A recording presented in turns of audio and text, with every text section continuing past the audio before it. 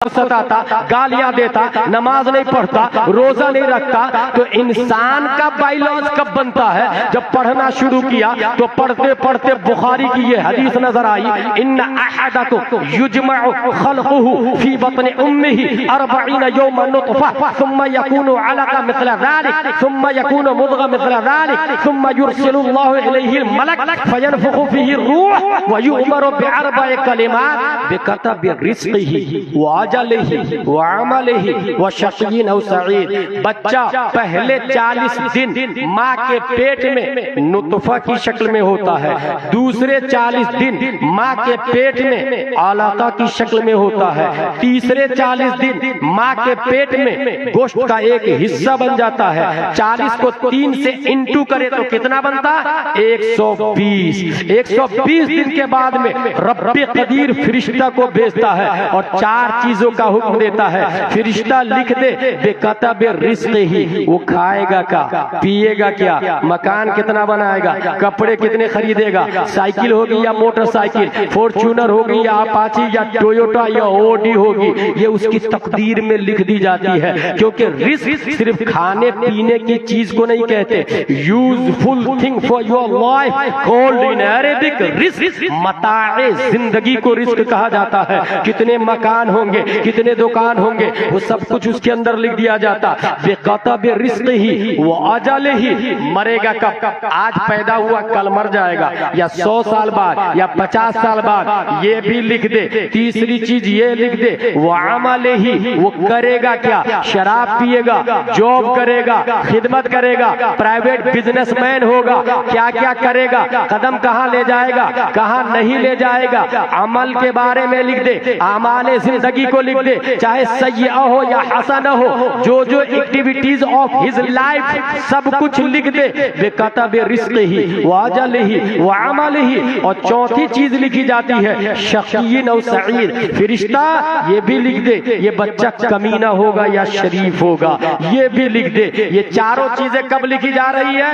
120 दिन के बाद में। अब यहीं से गुलाम जिलानी या ज़रीफ पैगाम देता है, खुसूसन माँ और बहनों के लिए, बाप के लिए, चाचा और दादा के लिए, कि जब 120 दिन में इंसान की तकदीर का बाइलॉज लिखा जाता है। जब दारुल उलूम रज़विया नूरुल उलूम का बाइलॉज लिखा गया, कलेक्टर का बाप भी उसे रिजेक्ट नहीं कर सकता है, क्योंकि ये कॉन्स्टिट्यूशन ऑफ इंडिया बोलता है इंसान का बाइलॉज 120 दिन में लिखा जा रहा है। लिखाने वाला रब्बे कदीर है, कागज कलम फरिश्ता के पास है, फरिश्ता महकूम है, हाकिम रब्बे कदीर है। अब मेरा यह कहना है कि 120 दिन से पहले, फॉर एग्जाम्पल 119 दिन में माँ बाप दोनों घर में मुसल्ला बिछाए, 2 रकात नमाज पढ़े और फिर ये दुआ करे, परवरदिगारे आलम कल मेरे बेटे की तकदीर का बाइलॉज लिखने वाला है, मेरे बेटे की तकदीर में जाहिल होना नहीं, आलिम होना लिख दे,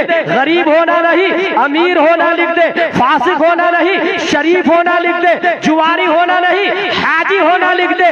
अब रब ये देखता है कि मेरी बंदी दुआ कर रही है, कल इसकी तकदीर मैं लिखाने वाला हूँ। फरिश्ता मेरी बंदी ने दुआ की, मैंने दुआ कबूल कर ली, बच्चे की तकदीर में मुजाहिद मिल्लत होना लिख दे।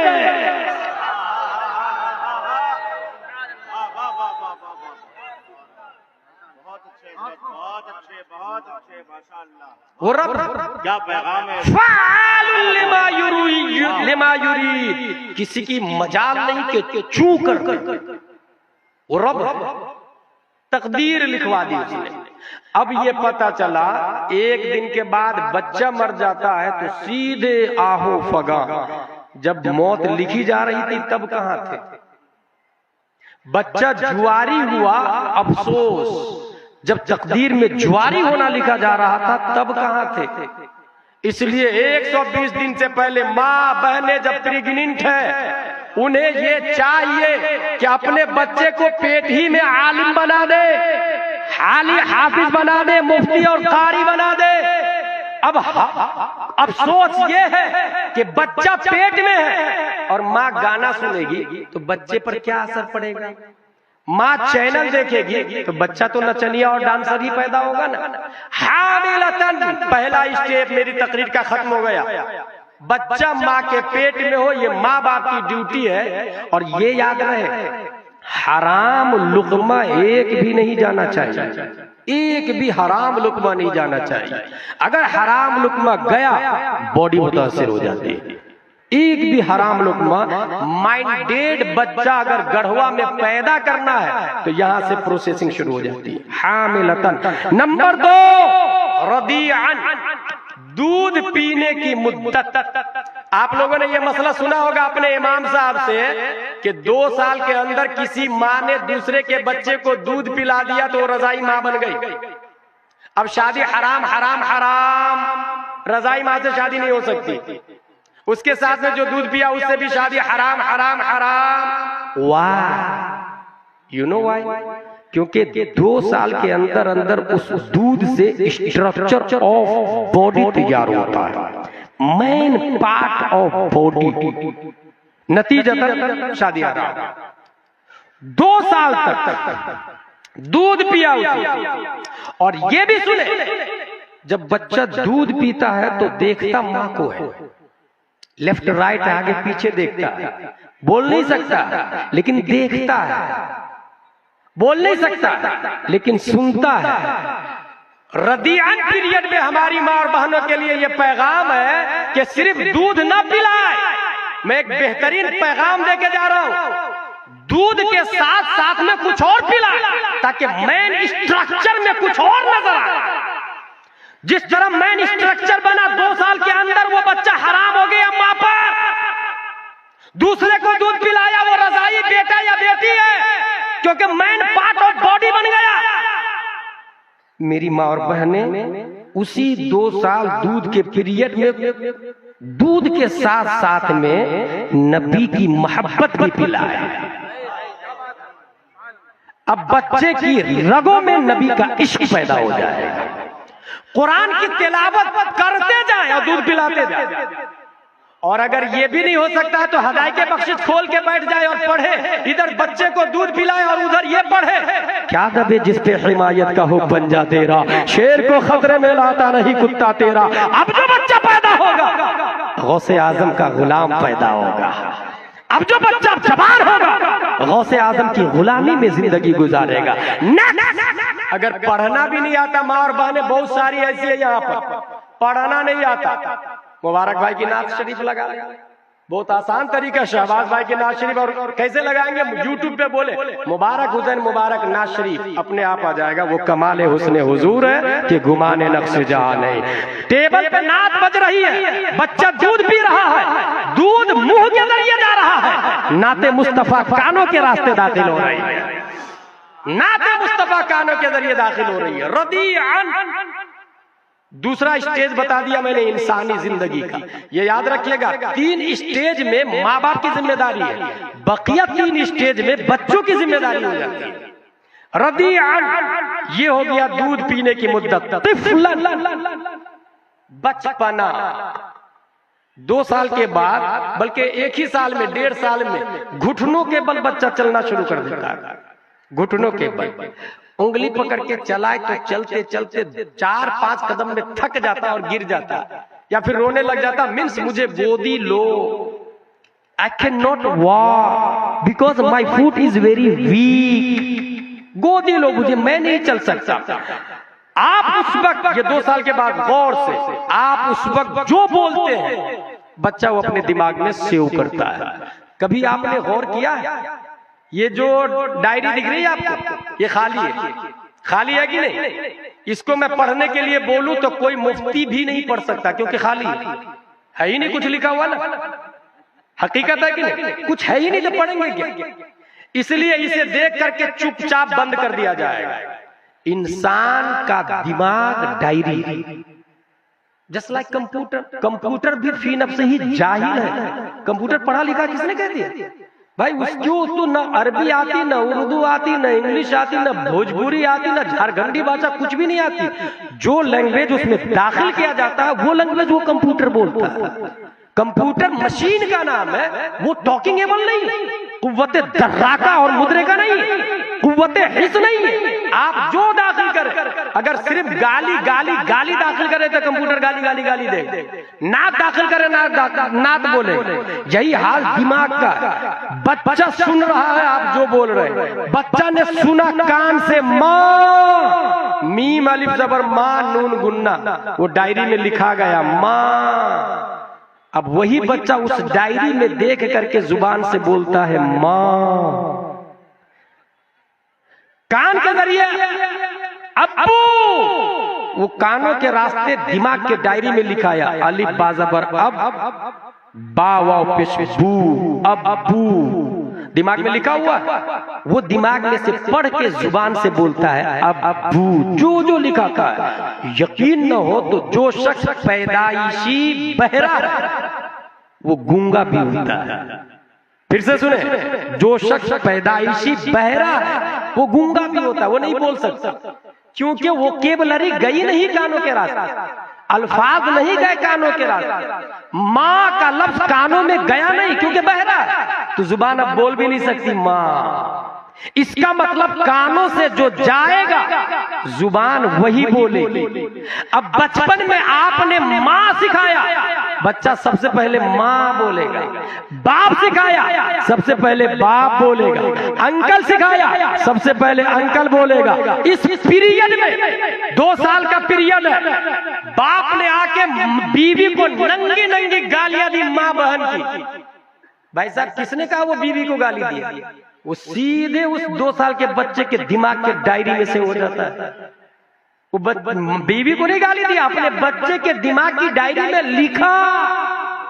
यही वजह है कि वो बच्चा जब बड़ा होता है तो वैसे ही गाली देता है जैसे बाप गाली दिया करता था, गुस्सा वैसे ही करता जैसे बाप गुस्सा करता, चलने का अंदाज वही होता, बोलने का अंदाज, हंसने का अंदाज। ये कहां से आता है भाई साहब? वो दिमाग की डायरी में वही लिखाता है।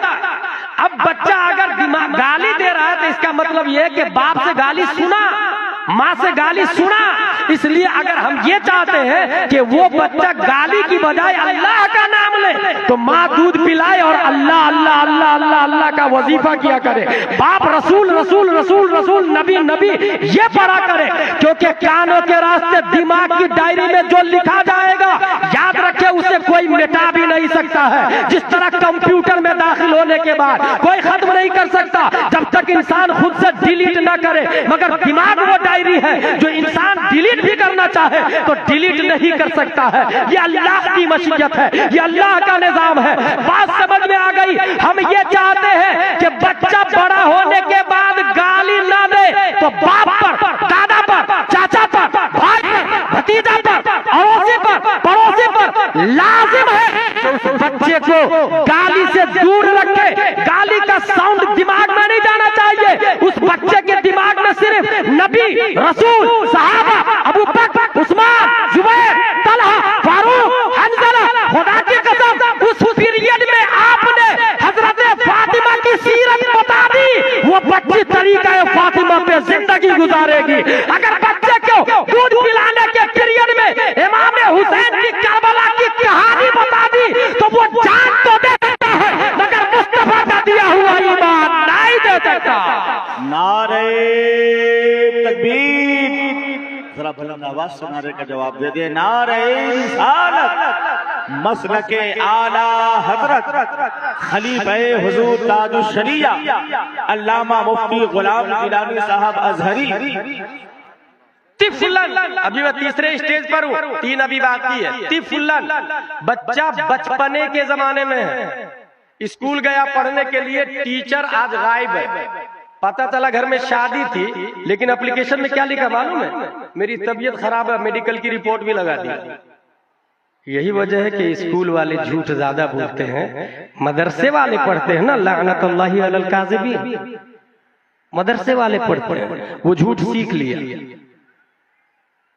ईटिंग शुगर, नो पापा, टेलिंग अ लाई, नो पापा। जिसमें नर्सरी में बताया जा रहा है टेलिंग अ लाई, वो बोल रहा है नो पापा, तो उसके दिमाग में झूठ का कॉन्सेप्ट आया कि नहीं आया? ये तामीर अदब है जहां बताया जाता है अल्लाह एक है, पाक और बेऐब है, सच बोल, पाक साफ रह, मरियम नेक है, अल्लाह की इबादत करती है। इसलिए स्कूल का क्लाइमैक्स, बच्चा खेलने जा रहा है तो गौर से देखे कहां जा रहा है खेलने, मिट्टी खेल रहा है, गोली खेल रहा है या कुछ और खेल खेल रहा है। अगर कोई गंदा खेल खेल रहा है तो उसे रोके, माइंड वाला खेल खेल रहा है तो उसे खेलने दे। और रियाजतुल बदनिया अइज़न लाज़िमुन लिकुल्लि इंसान, उसे खेलने दे, लेकिन वॉचिंग जरूरी है। कहीं देखिए गलत लोगों के साथ में नहीं खेल रहा। एक बच्चा खेल रहा था गलत लोगों के साथ, उसके वालिद साहब ने पीछे ताक़ुब किया और ताक़ुब करने के बाद ये तारीखी जुमला कहा उस बच्चे के बाप ने, अंत लैसा मिन शानिकल लइब मअल अत्फाल फअंत मन सौफा यफ्तहुल अक़सा। ऐ बच्चा, तेरी फितरत और तेरी शान ये नहीं है कि बच्चों के साथ में खेला करे, बल्कि अनकरीब तू बैतुल मक़दिस को फतह करने वाला है, मस्जिद अक़सा को फतह करने वाला। याद रखिएगा, वो बच्चा छोटा है मगर बाप ये बोल रहा है कि तेरी शान ये नहीं है कि लोगों के साथ में खेल, अनकरीब तू मस्जिद अक़सा को फतह करने वाला है। उसके दिमाग में बैठ गया मस्जिद अक़सा फतह, मस्जिद अक़सा फतह, बैतुल मक़दिस फतह करना है, फतह करना है। 2 अक्टूबर 1187 ईस्वी का सूरज तुलू होता है तो सलाहुद्दीन अय्यूबी मस्जिद अक़सा को फतह कर लेता है और उसमें निज़ाम मुस्तफा को लागू करता। आप बताइए ये जुमला कहां से आया? जब वो बचपन के जमाने में थे तो वालिद साहब ने कहा था अंत लैसा मिन शानिकल लइब मअल अत्फाल अंत मन सौफा यफ्तहुल अक़सा। बचपन में दिमाग की डायरी में लिखा गया कि मेरा वजूद मस्जिद अक़सा को फतह करने के लिए है। कहीं से पता चला कहवा के सुन्नी मुसलमानों, हम बच्चे को दूध पिलाते समय, खेल खिलाते समय ये बता दिए कि अनकरीब तो बाबरी मस्जिद को फतह करने वाला है। खुदा की कसम, सलाहुद्दीन अय्यूबी यहूदियों से मस्जिद अक़सा जब छीन सकते हैं तो भारत का सुन्नी मुसलमान दोबारा बाबरी मस्जिद को मारी से वजूद में ला सकता है। हमें बताना होगा बचपन में अंत मन सौफा यफ्तहुल अक़सा, खेलने की पीरियड। और ये याद रखिएगा, आप लोगों ने बांस देखा है? बांस इतना मोटा एक झाड़ होता, बहुत ऊपर जाता है। भंगी लोग क्या बोलते हैं उसको? बांसी बांस है। भंगी लोग उसको काटते हैं, मखसूस साइज में कटिंग करते, बारीक बारीक बारीक बारीक बारीक बनाते हैं और उससे छींटी बनाते हैं, डलिया बनाते हैं, जो मन में आता है उससे वो बना लेते। टाटी भी बनती, दीवार भी बनती कि नहीं बनती? लेकिन लकड़ी जब सूख जाए तो फिर छींटी नहीं बन सकती है। कच्ची जब लकड़ी हो तभी बनती है। अरबी का मक़ूला है अन-नक्शु फी सिग़्र कन-नक्श अलल हजर, अल-हिफ़्ज़ु फी सिग़्र कन-नक्श अलल हजर वल-हिफ़्ज़ु फिल किब्र कन-नक्श अलल माँ। बचपन में याद करना पत्थर पे लकीर खींचना है, बुढ़ापे में याद करना पानी पे लकीर खींचना है। पत्थर की लकीर नहीं खत्म होती है, इसलिए बचपन ही में वो केबलरी दे। एक और मेमोरी पावर में नोट कर ले, एक और बात जनरल नॉलेज ले। आपके पास कितने अल्फाज? 2 से 3 हजार में पूरी लाइफ गुजरती है आपकी। हमारे पास भी उतने होंगे, थोड़े बहुत ज्यादा होंगे, हमारे अकाबिर उलमा के पास और ज्यादा होंगे। हर शख्स के अल्फाज महदूद है और ये अल्फाज वहीं से आते हैं जहां वो सुनता है, बस उसी में जिंदगी गुजर रही है। वो केबलरी जितनी ज्यादा मिलेगी, अल्फाज जितने ज्यादा होंगे, इंसान उतनी ही ज्यादा टॉकिंग पर्सन और नॉलेजफुल बनेगा। ये 3 स्टेज बता दिए मैंने। हामिलतन, बच्चा माँ के पेट में हो।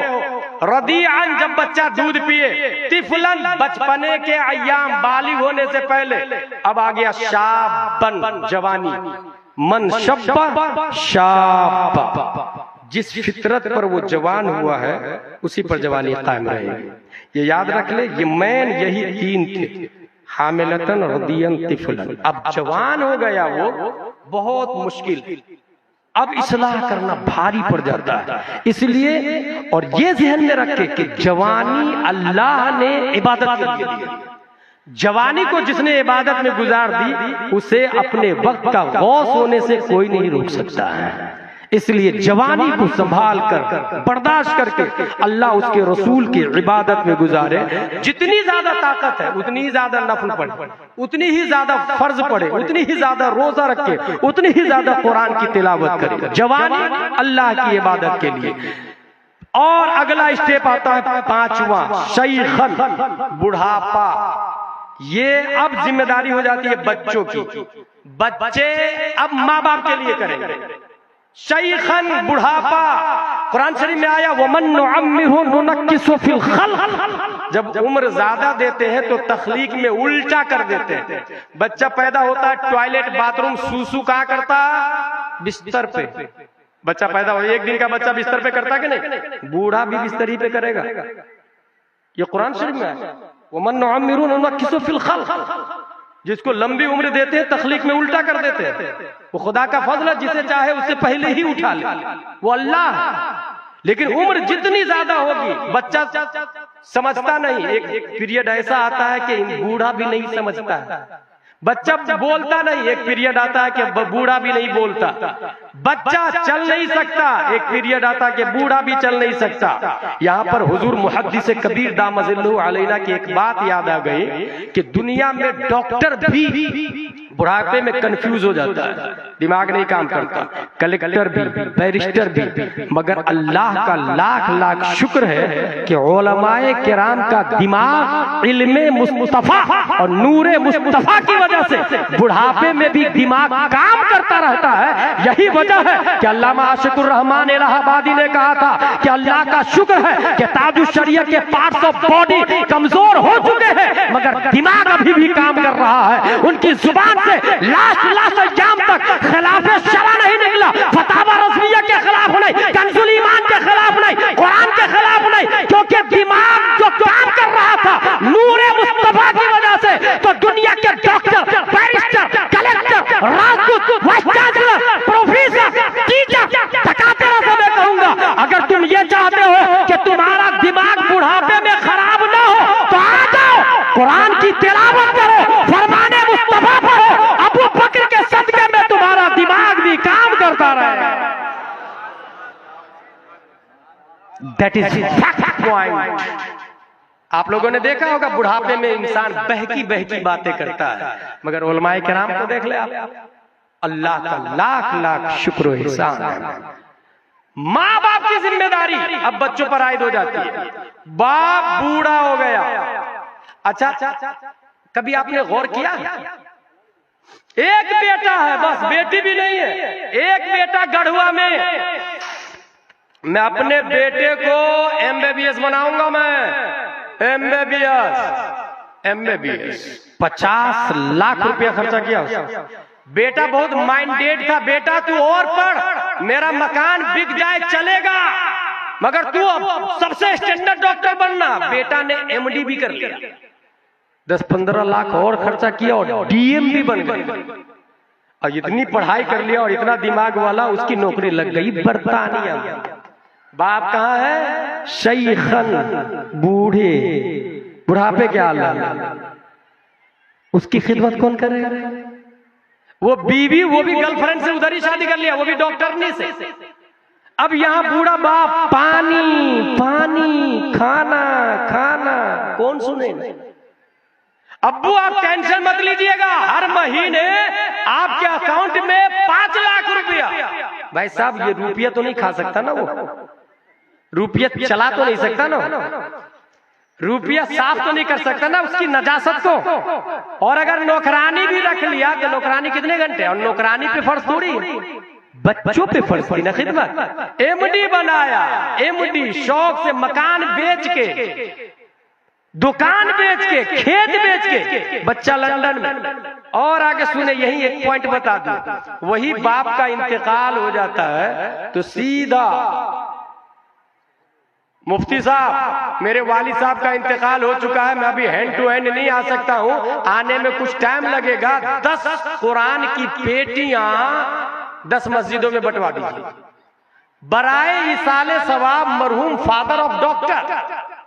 हो गया 10 पेटियां। गौर कीजिए 10 पेटियां कहां गई? मस्जिदों में। मस्जिद में पढ़ा किसने? आपने कभी भी किसी पेटी को खोल के पढ़ा है? जब दूसरे ने अपने बाप के नाम से पेटी दिया तो आपने नहीं पढ़ा, जब आप अपने बाप के नाम से देंगे तो दूसरा क्यों पढ़ेगा भाई? बेवकूफ है दुनिया।